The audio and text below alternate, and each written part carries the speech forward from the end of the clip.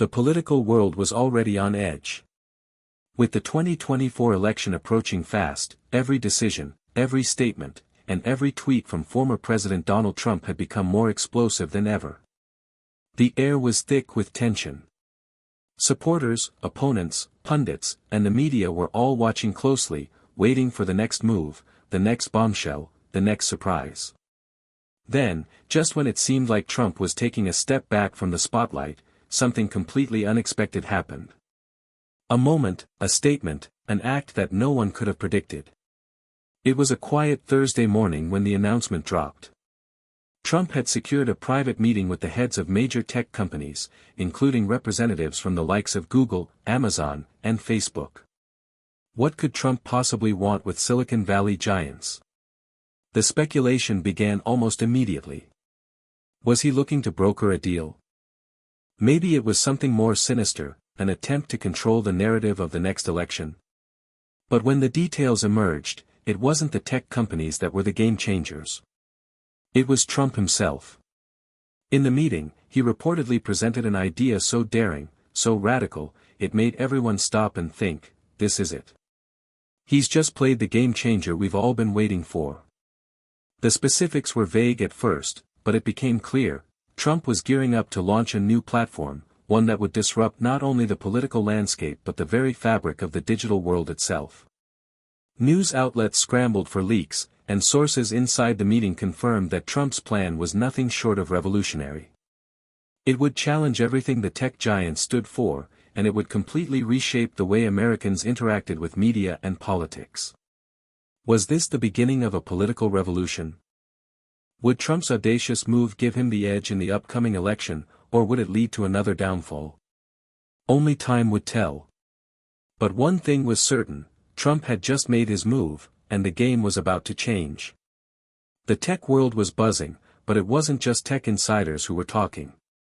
Mainstream media outlets began to pick up on the leaks.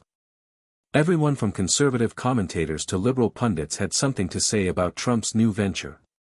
The name of the platform had leaked, FreedomNet. In his typical fashion, Trump wasn't wasting time with subtlety.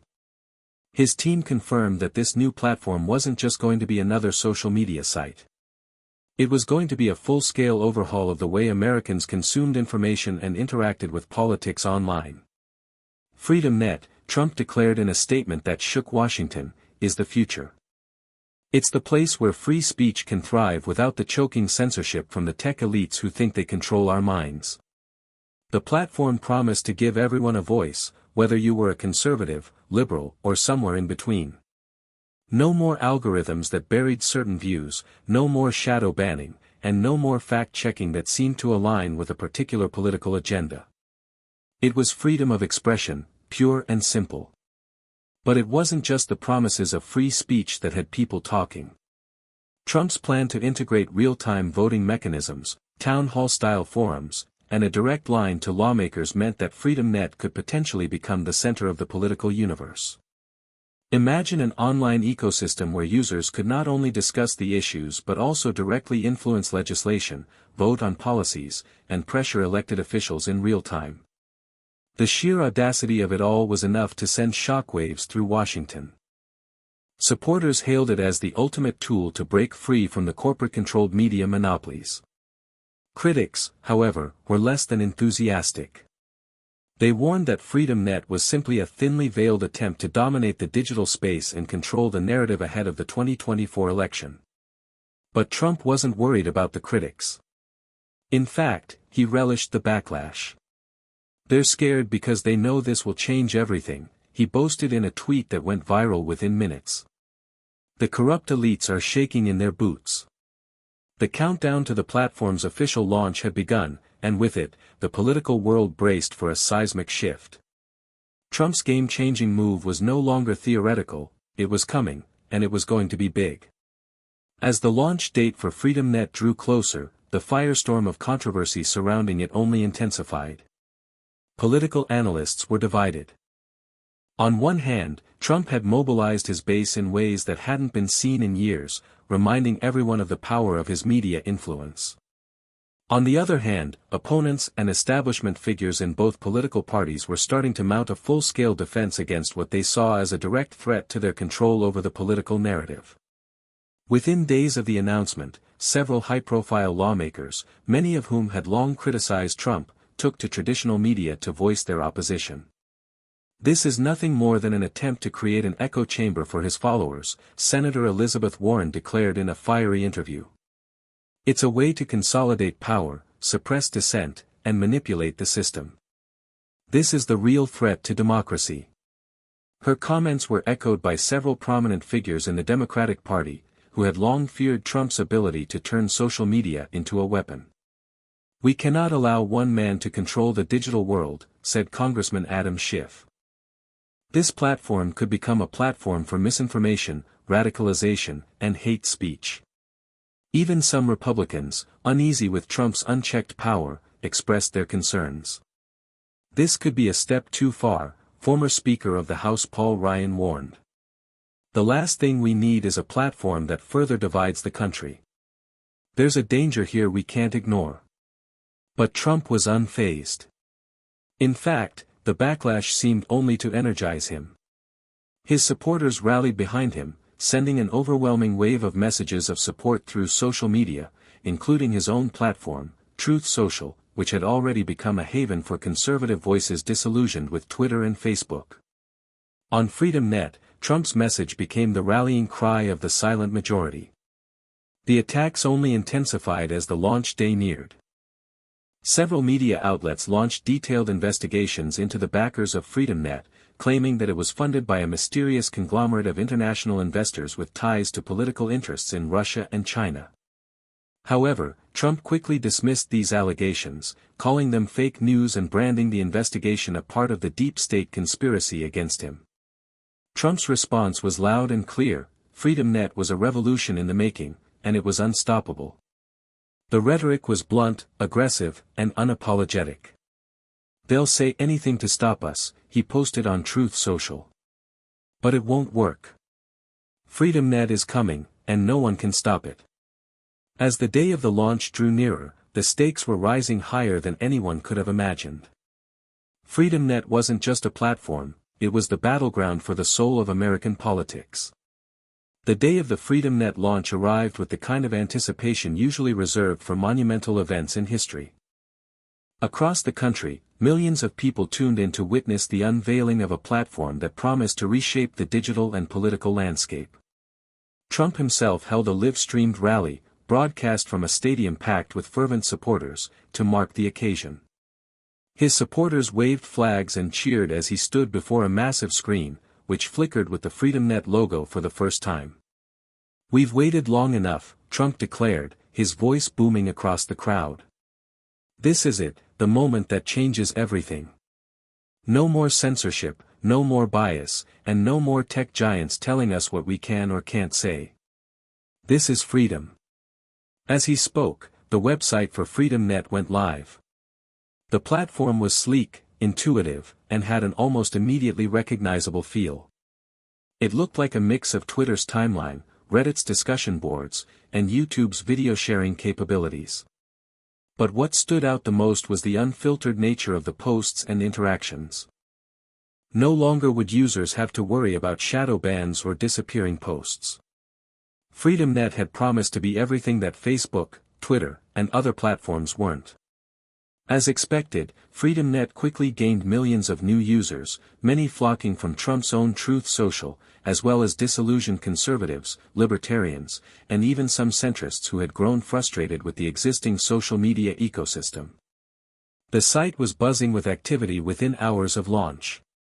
Political discussions dominated the platform, with users debating policy, expressing opinions, and organizing rallies. The volume of user-generated content was staggering, and it seemed as if every corner of the nation was ready to voice its opinion. However, it wasn't just the supporters who were active. Critics immediately jumped onto the platform as well. They flooded FreedomNet with dissenting opinions, some expressing concerns about its potential for spreading misinformation and extremism, others accusing Trump of using the platform as a tool to manipulate public opinion in his favor. Within hours, a chaotic scene unfolded online. Videos of explosive debates, viral posts, and even disturbing conspiracies began circulating. While FreedomNet was advertised as a space for free speech, it became clear that the platform's freedom came with a price. Unregulated content was flooding the site. From wild conspiracy theories to harsh attacks on political figures, the platform felt like the Wild West of the internet. The mainstream media took notice. News anchors and commentators, once dismissive, were now scrambling to cover the effects of FreedomNet. "What we're seeing here is an unchecked eruption of online extremism," one anchor warned, "and it's all happening under Trump's watch." But Trump, as expected, wasn't backing down. "This is what happens when you give people their voices back," he tweeted from his personal account, echoing the very sentiments that had drawn millions to the platform in the first place. FreedomNet is real freedom. The elites don't want it, but the people do. And that's why it's here to stay. Behind the scenes, though, the platform faced mounting pressure. Advertisers, once eager to hop on the Trump bandwagon, started pulling back. Some began to distance themselves from FreedomNet, concerned about the chaotic nature of the platform and the controversy surrounding its lack of content moderation. Even some of the tech giants that had initially shown interest began reconsidering their involvement. The battle lines were now clearly drawn. Trump and his supporters were ready to fight for their vision of free speech and a platform unburdened by what they saw as political correctness and corporate control. Meanwhile, critics worried that FreedomNet would become a breeding ground for dangerous rhetoric, misinformation, and division. The future of FreedomNet was uncertain. Could Trump maintain the momentum, or would the platform devolve into chaos? Would his bold move bring about the political revolution he promised, or would it be his undoing? The pressure surrounding FreedomNet was beginning to boil over. The platform, which had started as a beacon of free speech and rebellion against the traditional media system, was starting to show cracks.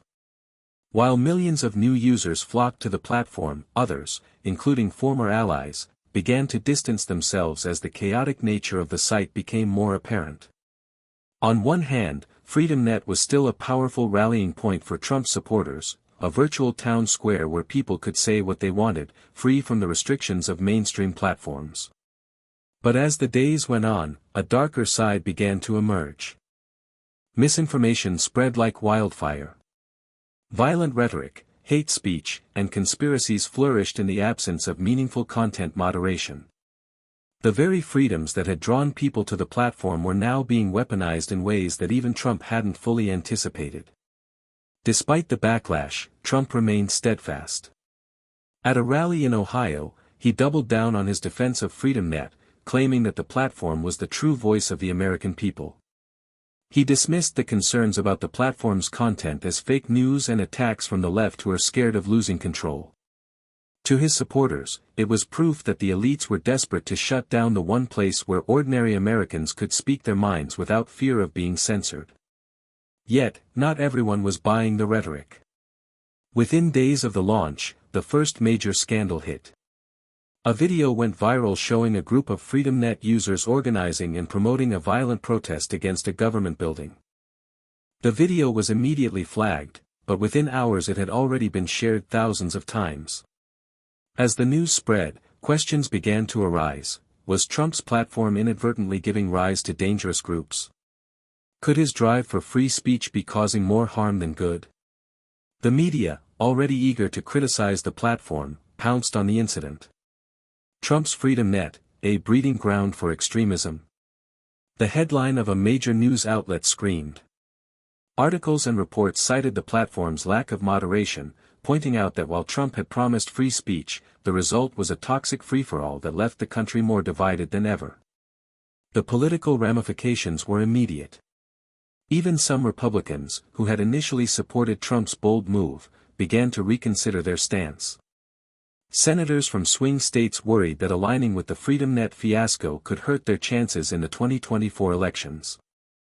Pressure mounted on them to speak out, and several publicly criticized the platform, calling for responsible oversight and warning of the dangers it posed to national security and social stability.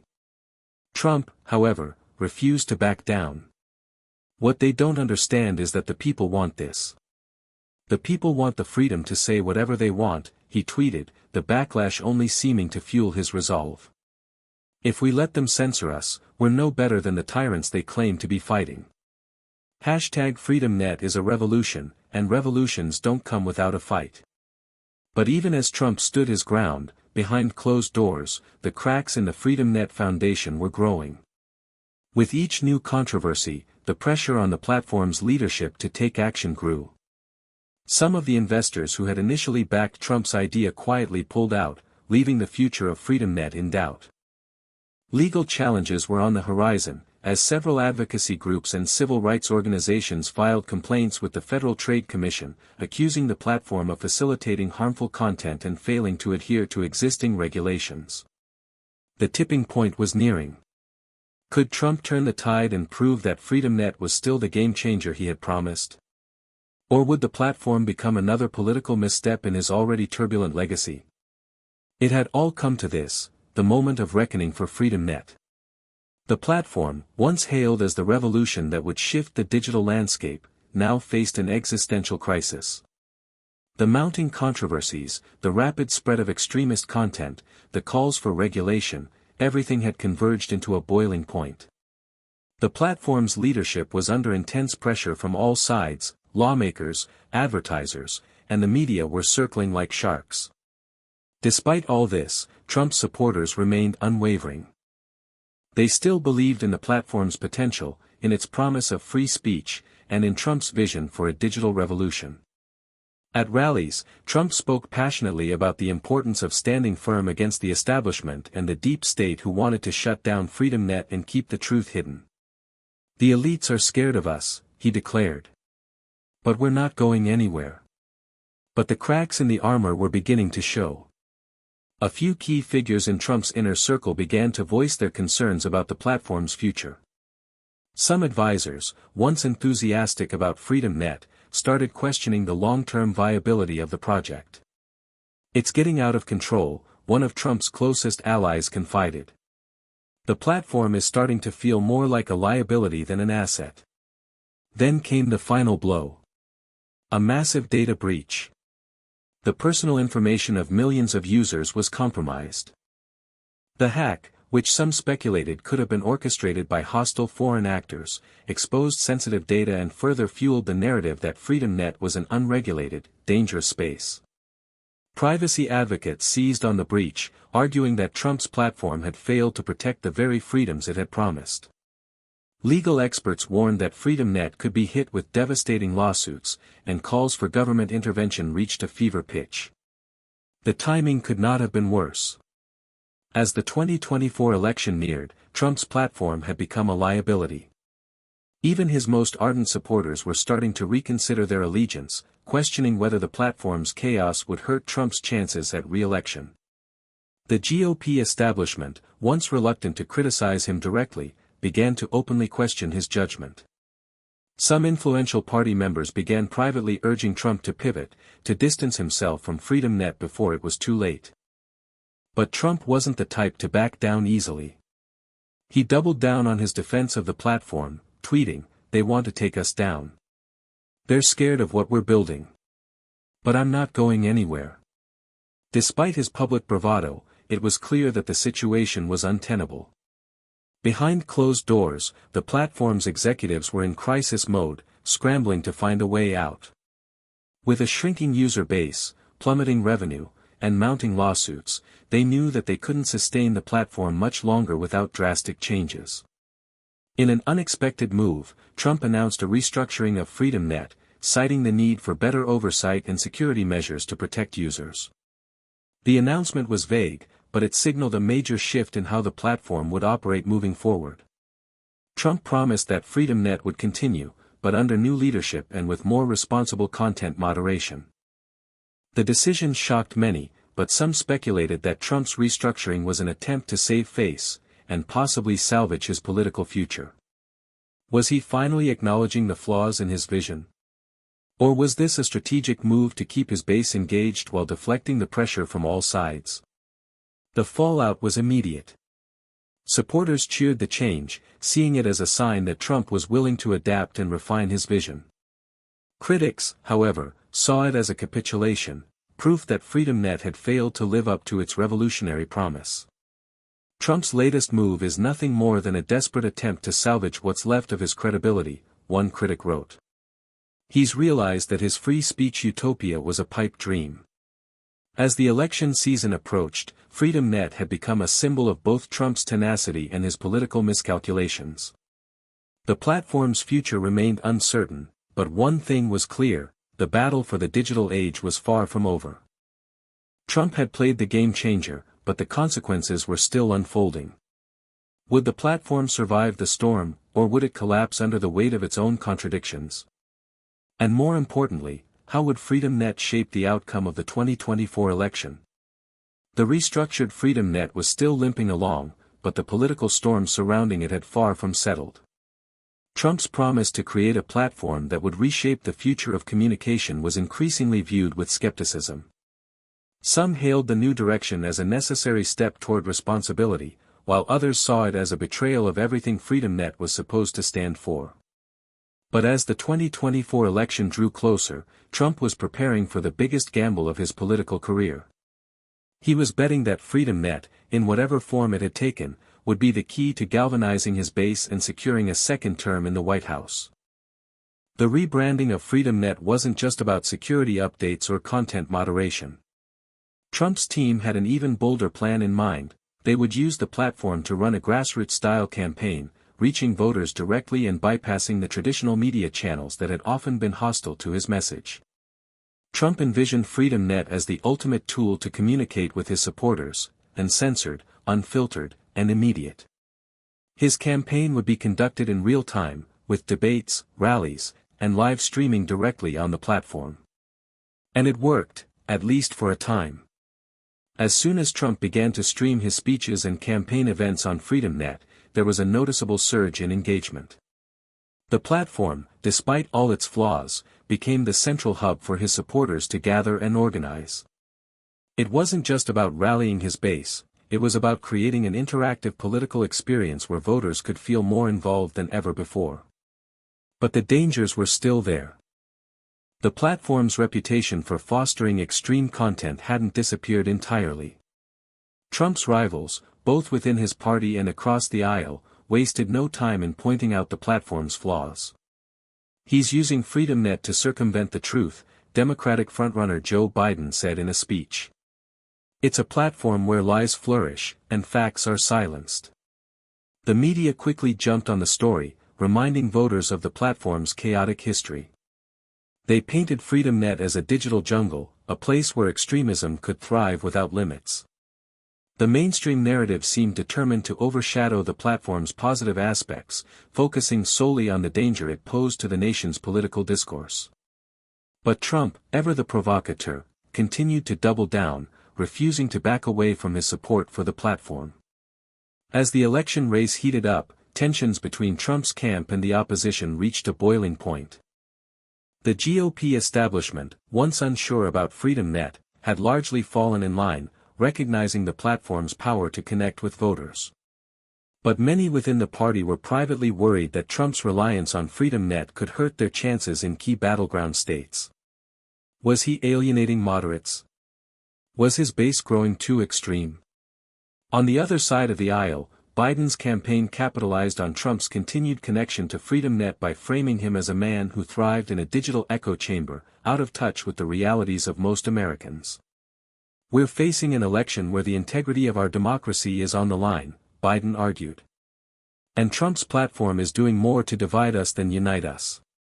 Then came the bombshell. A new poll released just weeks before Election Day showed Trump trailing Biden by a narrow but significant margin in critical swing states. The poll, conducted by a reputable polling firm, showed a sharp decline in Trump's favorability among suburban voters and independent voters, many of whom had initially supported him in 2016. The culprit? FreedomNet. The poll suggested that Trump's association with the platform, and its chaotic, unmoderated nature, had turned off a large swath of undecided voters who had grown wary of the platform's extremist elements. In response, Trump launched an all-out digital offensive, flooding FreedomNet with posts, videos, and messages aimed at rallying his base. His team scrambled to create new features on the platform, polls, interactive town halls, and live debates, hoping to further cement FreedomNet as the digital juggernaut it had once promised to be. It was a high-risk move. If it worked, it could tip the scales in his favor. If it didn't, it could be his undoing. As election day neared, Trump's gamble became more and more apparent. He had put everything on FreedomNet, betting that his direct connection to his supporters would carry him to victory. The question remained, would FreedomNet give him the advantage he needed, or would it lead him to a crushing defeat? Election day arrived, and the entire country seemed to be holding its breath. The race was tighter than ever, with every poll, every swing state, every battleground district on edge. But this time, the stakes were higher than simply a presidential election. The battle had expanded far beyond the traditional confines of politics. It had become a fight for the future of American democracy itself, digital, divisive, and dangerously unpredictable. Trump had placed his entire campaign in the hands of FreedomNet. His digital empire was the backbone of his operation. Every rally, every press release, every last-minute appeal to voters was broadcast directly through the platform. It was a high-risk, high-reward strategy. And as the polls closed, the nation was watching FreedomNet as much as the election results themselves.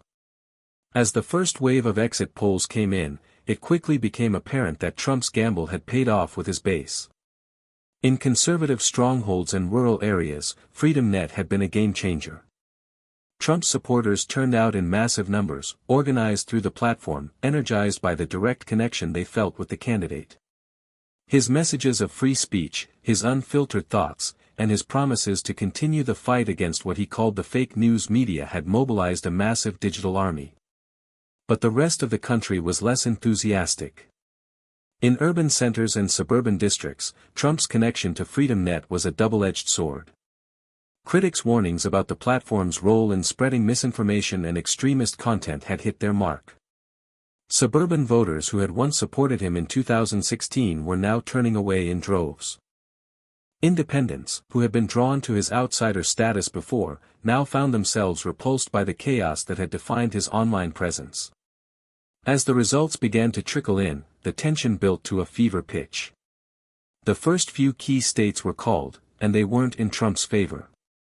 Biden had secured a small but significant lead in the critical battlegrounds of Michigan, Pennsylvania, and Wisconsin. The race was now on a knife's edge. And then, the turning point came. FreedomNet had become more than just a platform for rallying support, it was also a means of organizing resistance. Protests erupted across the country, with organized groups taking to the streets to demand election integrity. While many of these protests were peaceful, there were pockets of violence and chaos.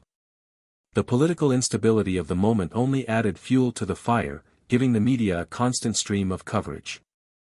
Trump's critics on both sides of the aisle pointed to FreedomNet as the amplifier of division, the place where conspiracies festered and threats to democracy were being plotted. Trump took to FreedomNet himself, posting message after message to his supporters, calling for them to stand firm and fight. He demanded that his followers protect the vote, all while reiterating his baseless claims about a rigged election. His words, broadcast directly to millions, stirred tensions even higher. And while his supporters remained fiercely loyal, the broader electorate seemed to be growing tired of the noise. As the night wore on, it became clear that the results were not in Trump's favor. The final blow came when the last swing states, Arizona, Georgia, and Nevada, were called for Biden. The final count was in, Biden had won the presidency. Trump's victory, once thought possible by his loyal base, was shattered. As the news outlets declared Biden the winner, the ramifications of FreedomNet's role in the election started to sink in. The platform had been both Trump's greatest asset and his ultimate downfall. It had fueled his rise, but it had also driven a wedge between him and the broader electorate.